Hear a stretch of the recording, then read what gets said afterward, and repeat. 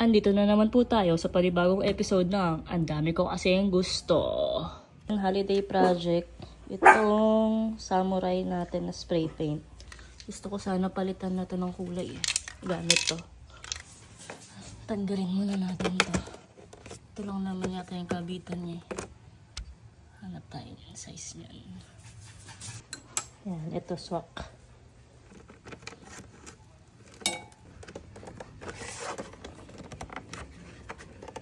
Clip ba to? Baka masira ko yung clip. Natanggal ko na yung ilalim saka itong gilid. So meron pa pala isa dito. Nakalock siya dito. So buti hindi ko siya pinilit. Kundi mababaklas talaga. Mababaklas malala. Okay, tanggalin muna natin yan. Yan, successful. Natanggalan natin yung gilid.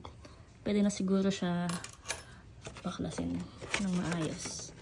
Ayun, oo nga, no? Buti hindi ko siya pinilit-pilit.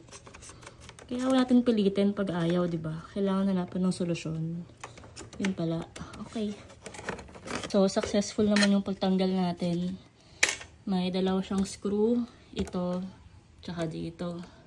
Tapos ito, parang clip lang. Ayun, so ganyan muna siya. Kasi pipinturahan natin to. Ay! Talaga ito pa yung napili ko eh. No? Yung mahirap. Mahirap na handle ang putik. Pwede naman yung isa doon. Gusto ko yung nahihirapan tayo eh. Kaya nabaklas ko na sila. Tapos itago natin itong mga screw. Para hindi mawala. So ganito yung magiging texture niya. Parang track bed.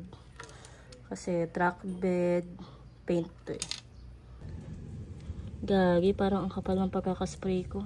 Kung sa tingin mo, Chichi, pangit ba?